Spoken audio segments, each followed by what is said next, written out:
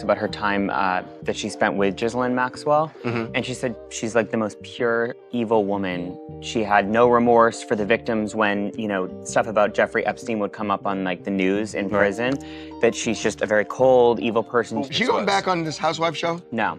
And Andy's adamant that... I'm sorry that the Bureau of Prisons gets to decide. The Bureau of Prisons is run independently from the FBI, from the U.S. Attorney's Office, from the judiciary, and who knows where the person's going to go. That's just how it happens. Right. So for Ghislaine Maxwell to have been transferred to actually a prison that has very, very minimal security and is just not fit for someone who's been convicted of horrible crimes against children. So, here is where we are. Ghislaine Maxwell is in a minimum security prison in Texas, serving a 20-year sentence. And according to people who claim to know what she has allegedly been telling prosecutors, she is naming names. One of those names is Ellen DeGeneres. And that is where the story starts getting a lot more attention. Maxwell is not some random accuser. She is the only living person convicted in connection with this entire network. She managed Jeffrey Epstein's day-to-day life, and now she is allegedly talking in hopes of getting some kind of deal, while reports continue circulating that more arrests could be coming. So, the case a lot of people assumed was finished suddenly does not seem so finished after all. And the Justice Department appears eager to keep the public thinking otherwise. Clear in her testimony that there is an effort to clear Trump specifically. A lot of the questions are specifically about Trump. A lot of the answers very complimentary even in particular sections to him. But you just made the point to me that she's actually doing even more than that. Let me remind you who we are dealing with. Maxwell was convicted in 2021. She is serving 20 years. But one detail that keeps raising eyebrows is where she is being held. Bryan FPC, a minimum security camp in Texas. Minimum security.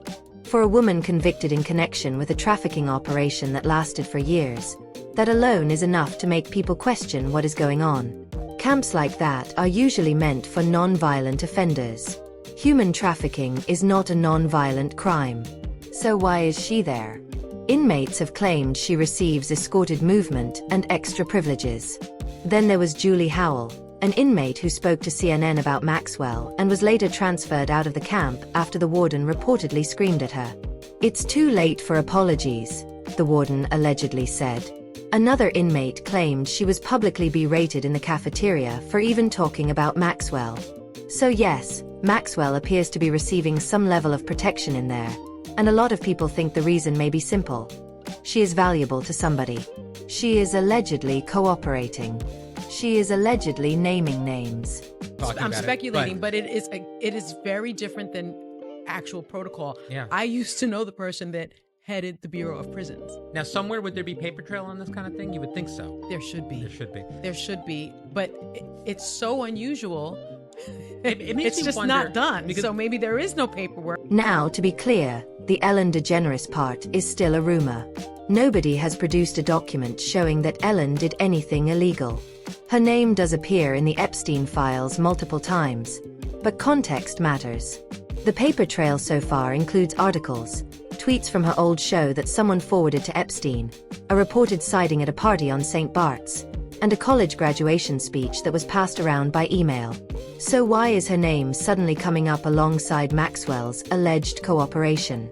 Because according to those same rumors, Maxwell is supposedly placing her inside Epstein's inner circle, not as a casual acquaintance, but as someone who may have helped silence victims.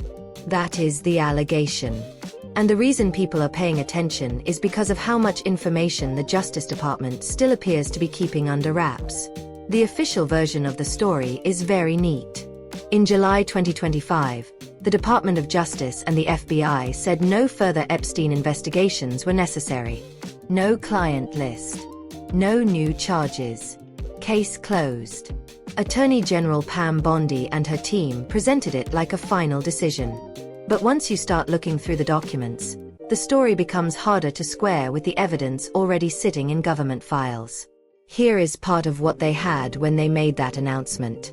What's in these files? We've seen dozens of new photos we haven't seen before of Epstein and Ghislaine Maxwell with very high-profile people, celebrities, people like Mick Jagger and Michael Jackson, like you showed, also like British royalty and actors. All of that we sort of knew was happening. I want to highlight specifically two for the public interest, and that is President Clinton and President Trump. On July 7, 2019, one day after Epstein was arrested, an FBI agent sent an email with the subject line, "Co-conspirators." That email listed 10 co-conspirators. 10 people. 3 in Florida, 1 in Boston, 1 in New York City, 1 in Connecticut, and 4 still outstanding at the time. The email names Maxwell. It names a man named Wexner. It names a man named Brunel. Everyone else is redacted. Their names are hidden behind thick black bars. So, the FBI had a list of 10 people it considered co-conspirators 6 years ago. And 6 years later, the Justice Department still will not identify most of them. That does not sound like a fully closed investigation. It sounds like key parts of the story are still being withheld, and the next part gets even harder to explain. There is a prosecution memo from November 2020. Keep in mind, Epstein died in August 2019. So, this memo was written more than a year after his death. And in that memo, prosecutors wrote, "We are in plea negotiations with counsel for Redacted, another Epstein co-conspirator. Redacted may plead to an obstruction of justice-related charge." The government was still negotiating a plea deal with a Redacted co-conspirator 18 months after Epstein died. And then, in 2025, officials said no further investigations were warranted. Those two things are difficult to reconcile. Either prosecutors were still actively negotiating with someone connected to Epstein, or they were not. The document says they were. The later press release says the case is effectively over. That is a major contradiction inside the department's own records. So when you put it all together, this is what people keep coming back to. 10 co-conspirators named in an FBI email, most of them still unidentified. A plea negotiation memo from 2020 showing prosecutors were still pursuing somebody. Entire pages of released files blacked out without explanation. 199 pages of grand jury testimony completely redacted. And at the same time, the Justice Department is telling the public there is nothing left to investigate. Meanwhile, the House Oversight Committee is moving in the opposite direction. They have subpoenaed Sarah Kellen for a transcribed interview. Kellen was Epstein's assistant.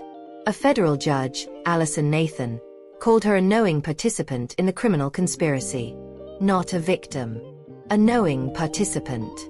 And yet prosecutors never charged her. Now, Congress wants her under oath. They have also confirmed Leslie Groff for June 9th. Groff admitted to booking massages for Epstein. Her lawyer says she did not know what was really happening. But one victim told investigators that Groff was standing right outside a closed door when Epstein allegedly forced himself on her. She was allegedly right there. So while one branch of government says the investigation is basically done, another branch is still bringing people from Epstein's circle in for testimony. And never was part of the Epstein files. She was sentenced in 2025. This was an interview by Trump's lawyer to protect Trump from the fallout about the Epstein files. What this really is nothing but a sketchy PR stunt by the Department of Justice. And we have seen this movie before. The Maxwell interview is to the Epstein files what the Barr letter was to the Mueller investigation. And that is where the disconnect becomes hard to ignore. Two branches of the federal government are moving in very different directions. One is signaling that the case is over. The other is still actively digging into people tied to Epstein. That does not feel like a settled situation. It feels like a case still unraveling in public while huge sections remain hidden behind redactions and sealed testimony. And sitting in the middle of all of it is a woman in a minimum security prison who allegedly still has a lot she could say. So, what are we supposed to make of that? Who are the 10 co-conspirators? What is inside those blacked out pages the department still does not want released? Why was the government still negotiating pleas in 2020 if the investigation was supposedly winding down? And if Maxwell really is naming Ellen DeGeneres from that prison camp while the department already has a list of uncharged co-conspirators sitting in its own files, then this case may be a long way from over. At this point, the bigger question is whether any additional arrests ever happen, or whether the redactions exist to make sure certain names never become public. Forget the documents for a minute. Let's walk inside the place where Maxwell is actually being held, because what has reportedly been happening inside that prison is strange all by itself. Bryan FPC is a minimum security camp in Texas. No fences. No cells.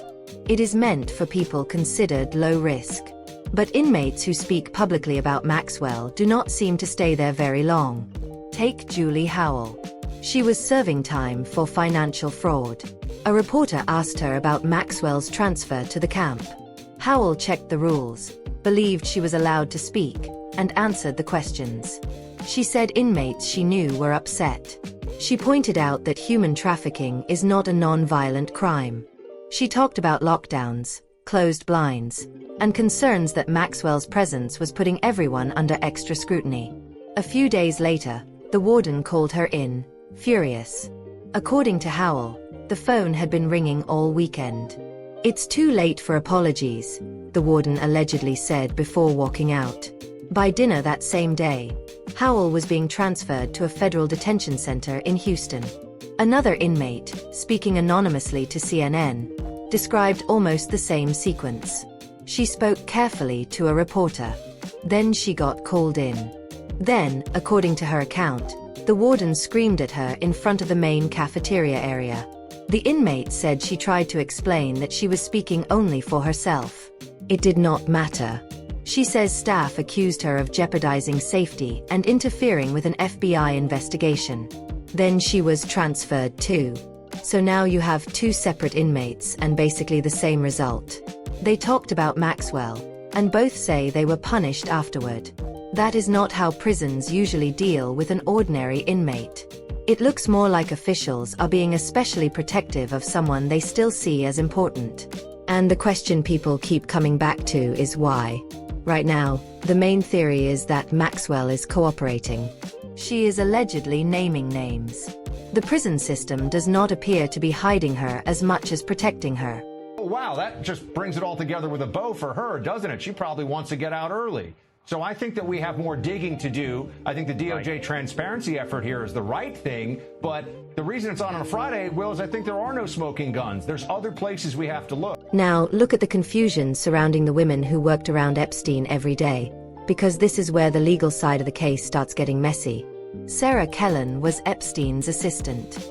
During Maxwell's sentencing in 2022, federal judge Allison Nathan made a statement that really stood out.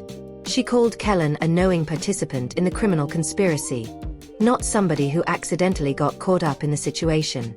A knowing participant. That is a federal judge saying that on the record. And yet prosecutors never charged her. Kellen's lawyers argued the opposite. They said she was vulnerable and acted under Epstein's direction. So which version is the system supposed to believe? Even now, it still does not seem fully settled. And now, the House Oversight Committee has subpoenaed Kellen for a transcribed interview. She will have to answer questions under oath. No more staying behind old immunity agreements from 2007. Then there is Leslie Groff. She worked as Epstein's executive assistant for nearly 20 years. Epstein once described her as an extension of his brain.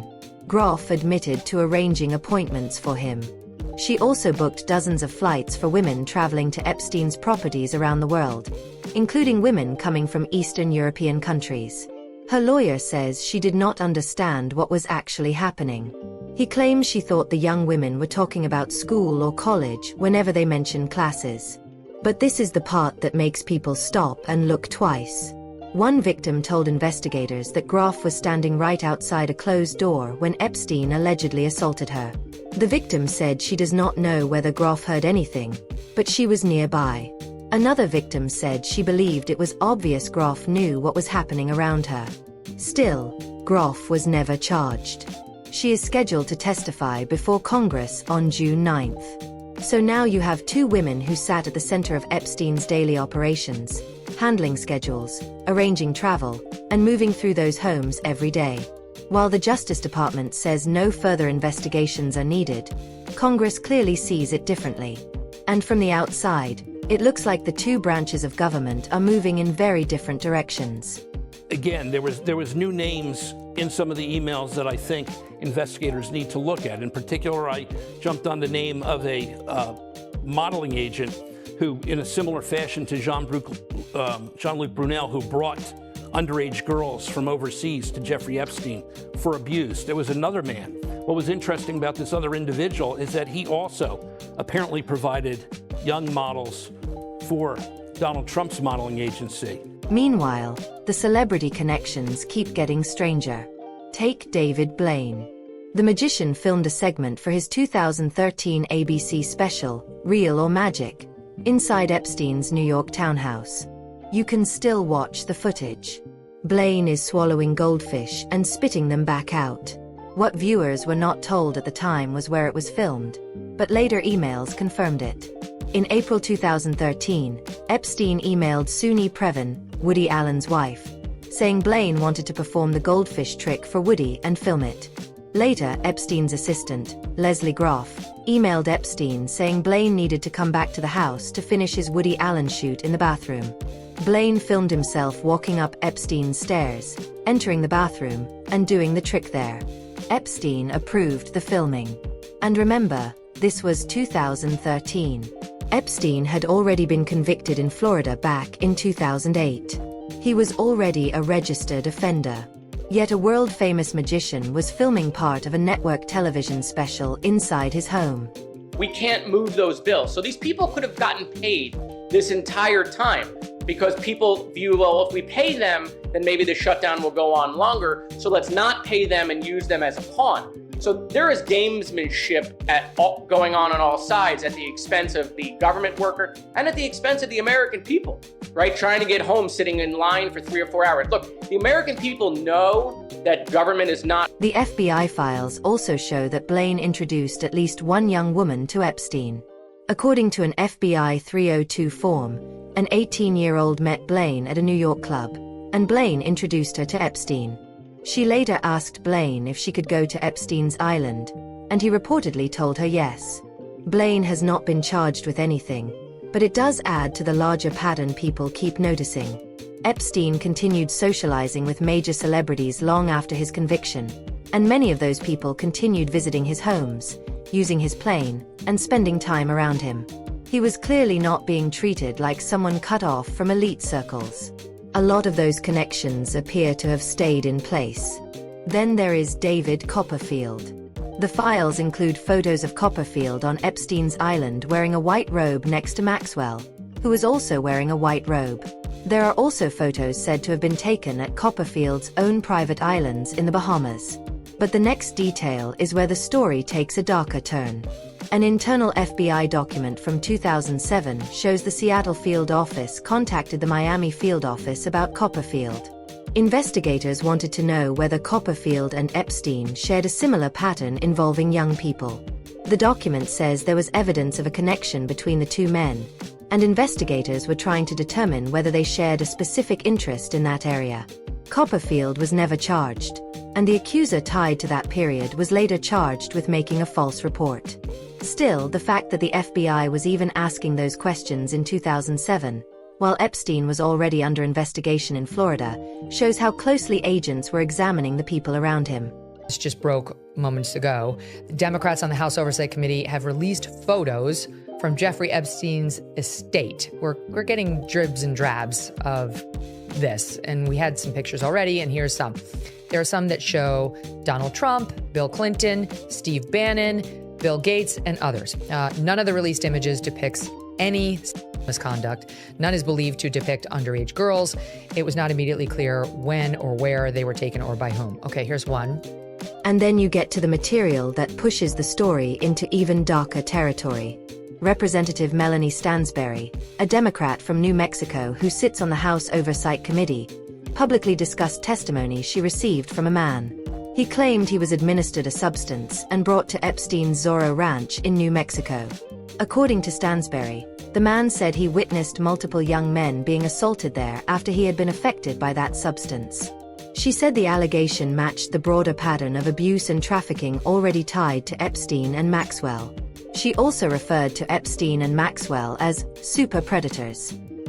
That is a sitting member of Congress publicly discussing allegations involving male victims at one of Epstein's properties. No charges have been filed connected to those claims, but those allegations are now out in public, coming from an elected official actively involved in investigating the case. Separately, Epstein accuser Chauncey Davies gave an interview where she described Zorro Ranch as the eeriest place she had ever been. She said she overheard conversations about creating the perfect baby from the perfect gene pool. She also claimed that a baby was reportedly born on the ranch and that Ghislaine Maxwell took it away. None of these claims have been proven, and there is no independent verification. But Davies is a known accuser who has spoken publicly before, and her account is detailed, strange, and disturbing. A baby allegedly born on Epstein's property. Maxwell allegedly taking the child. Conversations about gene pools. If even part of that account is accurate, then this case could be much bigger and much darker than what the public has seen so far. Why would you put him in the room and lock him in a bedroom, a tiny little bedroom, with a roided up murderer? Just stop and think about that. You're in a room smaller than this studio that you and I are in right now, with a roided up murderer. You're sleeping with that guy. So let me bring this back to where we started. Maxwell is in a minimum security prison, allegedly naming names in hopes of getting some kind of deal. The Justice Department says the case is closed, yet its own files show prosecutors were negotiating with a redacted co-conspirator in 2020. The FBI had a list of 10 co-conspirators back in 2019, and most of those names are still unknown to the public. Inmates who speak about Maxwell reportedly get transferred and screamed at by wardens. Epstein's own assistants still cannot be clearly categorized as either participants or victims, even after comments made by a federal judge. A world-famous magician filmed a television special inside Epstein's townhouse years after his conviction. Another magician was looked at by the FBI over possible similarities to Epstein's behavior.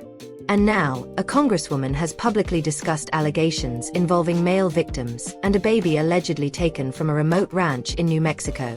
So no, this case does not feel closed.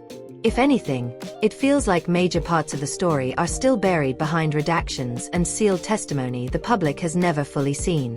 What do you think happens next? Do you think more arrests are actually coming? And what do you think is inside those redacted pages that officials still do not want released? Leave a comment and let me know. We are definitely going to keep following this story closely.